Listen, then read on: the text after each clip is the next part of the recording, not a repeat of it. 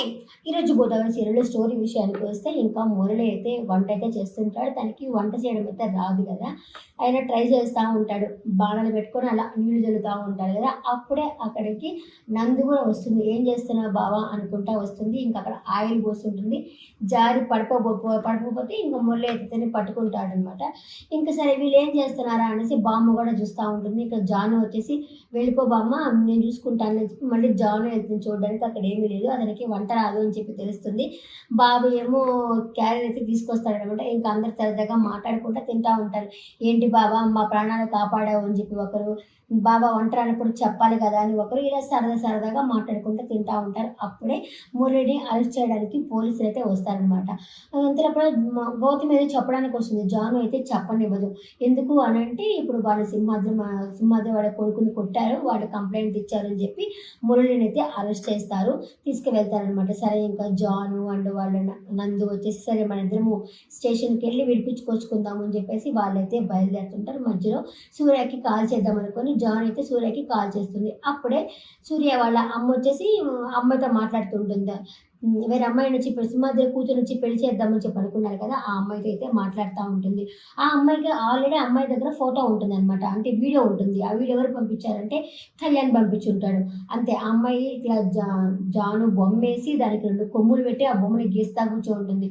జాను నా లైఫ్‌లోకి వస్తావా అని చెప్పి గీస్తా ఉండేసరికి అప్పుడే సూర్య వాళ్ళ అమ్మ ఆ అమ్మాయికైతే కాల్ చేస్తుంది.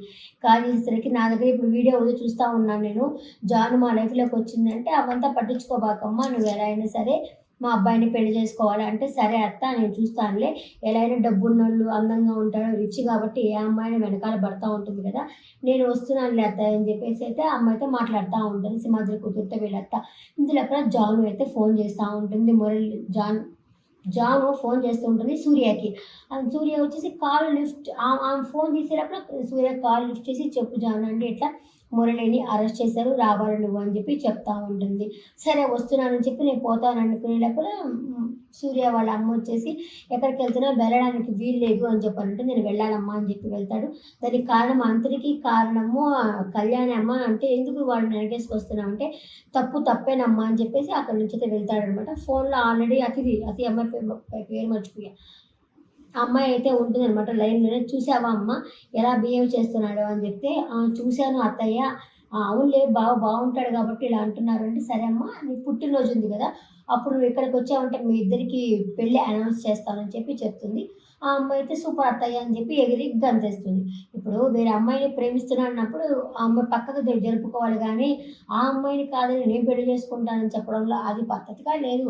ఆడోళ్ళకి శత్రువులంటే ఇదే అనుకుంటా. సరేలే అని చెప్పంటది. ఇంకా వీళ్ళైతే పోలీస్ స్టేషన్‌కైతే వెళ్తారనమాట. మురళి ప్లస్ సూర్య ప్లస్ మురళిని పెడుతున్నాను నేను. ఇక సూర్య అయితే బయలుదేరి వస్తా ఉంటాడు. ఇంకా అక్కడ మురళినైతే దబ అని కర్ర తీసుకొని కొడతా ఉంటారు పోలీసోళ్ళు.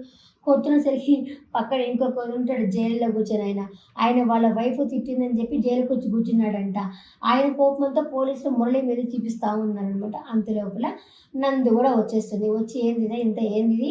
ఎందుకు అరెస్ట్ చేశారు?" అంటే ఇంకా పోలీస్ ఆయన "ఎందుకు నిందిస్తున్నావు? ఎవరమ్మా నువ్వు?" అంటే, "నేను ఆయన భార్యని" అని చెప్పనంటుంది. ఆయన భార్య అని చెప్పేసరికి మురళి ఉప్పొంగిపోయి ఇప్పుడు అచ్చం 'పొదరిల్లు' సీరియల్‌లో గూడా చక్రి ఎలా పొంగిపోతాడు, మహాలక్ష్మి నా హస్బెండ్ అని చెప్పంగానే. అట్లా ఈయన గూడా సేమ్ సీరియల్‌లో ఉన్నట్టే ఉంది అక్కడ గూడా. భార్యని చెప్పంగానే పొంగిపోతాడు. పొంగిపోయేసేసి ఇంకొక 4 గొట్టలు గాని ఆమె చేత భార్యని చెప్పించండి సార్ అని చెప్పేసి, ఆమె ఏమనిందో చెప్పించండి సార్ అని చెప్పనంటాడు.